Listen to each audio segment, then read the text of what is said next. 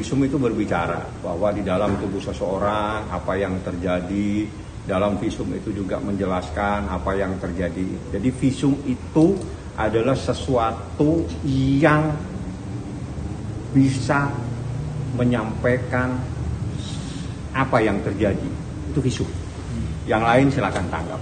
Saya hanya membantu Anda untuk menyampaikan visum itulah kunci dari persoalan ini. Visum yang bisa menjelaskan apa yang terjadi terhadap seseorang. Bang, banyak warganet yang ibaratnya bilang kalau laporan ini terlalu lama prosesnya dan lain-lain. Saya sudah jelaskan dalam tenggang waktu September lapor, kasus ini juga memerlukan proses yang melibatkan anak, harus tunduk pada Undang-Undang Perlindungan Anak, memerlukan visum. Maka proses yang dilaporkan pada bulan September dan akhirnya visum juga sudah selesai, dan itu proses yang cukup luar biasa cepat. Saya hormati penyidik yang bekerja secara profesional, penyidik yang melaksanakan tugasnya sesuai dengan KUHP, kita hormati. Jadi kalau lapor September, di dalam Oktober ini sudah berjalan dalam proses yang nanti Anda tanya kepada Ibu Humas, itu proses yang sangat cepat. Menurut saya yang biasa, menyelesaikan, mengurus, mendampingi sebuah proses hukum dalam sebuah laporan.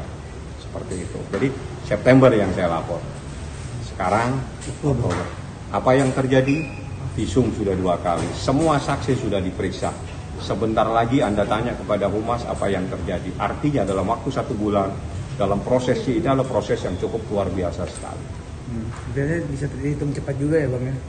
Cepat karena begini, dalam proses ini karena anak ini harus betul-betul cepat kita berikan perlindungan, dan itu diatur dalam Undang-Undang Perlindungan Anak. Yang 2 kasus ini Anda, rekan-rekan semua yang sangat membantu, rekan-rekan media sangat membantu dalam proses ini, selalu memantau, selalu memberikan informasi kepada masyarakat sehingga perkara ini betul-betul berjalan sesuai dengan hukum acara. Jadi tidak ada yang terjadi penyimpangan. Proses berjalan, visum berjalan, semua berjalan. Saksi dipanggil dengan cara yang hormat sesuai dengan KUHP.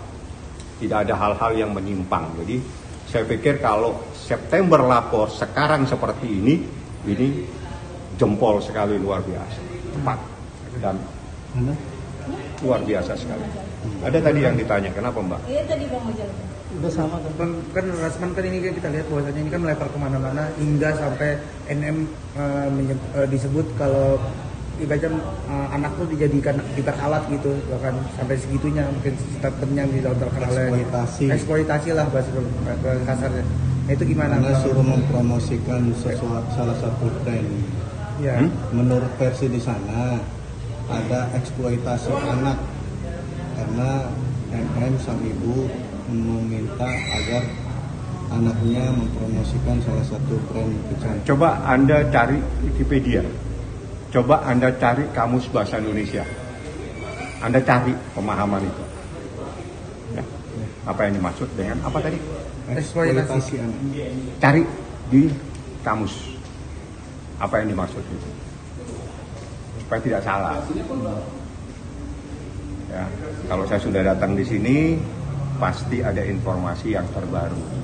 Menurut pandangan Abang seperti apa? Yang mana? Yang terkait eksploitasi anak.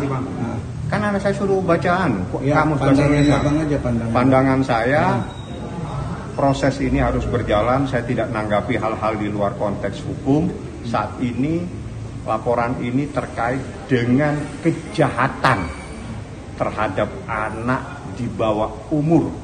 Titik, tidak pakai koma. Artinya kita tidak membahas yang lain-lain.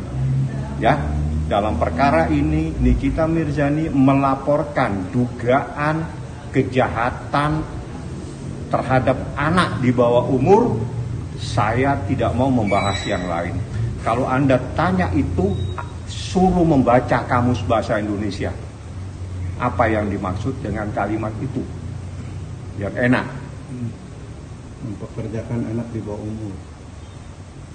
Salah satu poin yang diajukan terkait eksploitasi. Jauh sekali pemahamannya, jauh sekali. Baca di Undang-Undang Perlindungan Anak, ada itu kalimat itu seperti apa. Kalau saya jelaskan sekarang semakin paham, nggak usah saya jelaskan. Cari saja di Undang-Undang Perlindungan Anak. Yang dimaksud itu apa? Jadi saya tidak akan menanggapi.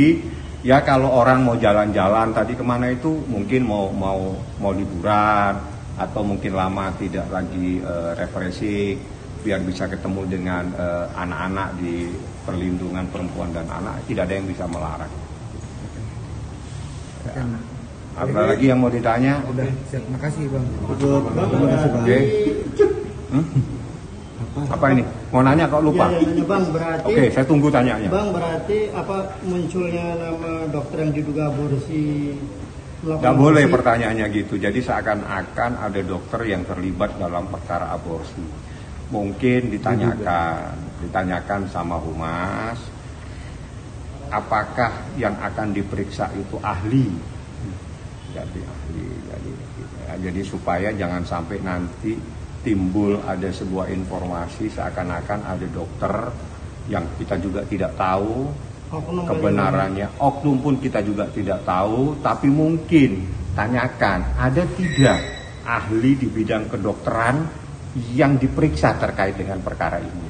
Nah, itu mungkin lebih kena. Nanti kalau ada baru dikejar pertanyaannya, siapa yang diperiksa, terkait apa. Nanti pertanyaan yang Anda tadi itu mungkin munculnya dari sana. Tapi kalau sekarang Anda tanyakan, Anda menjustifikasi seolah-olah ada seseorang dokter yang melakukan sebuah kejahatan. Kan nggak baik nantinya. Oke, siap. Oke? Oke, makasih Bang. Ya. Masih Bang Fahmi. Tadi gua ada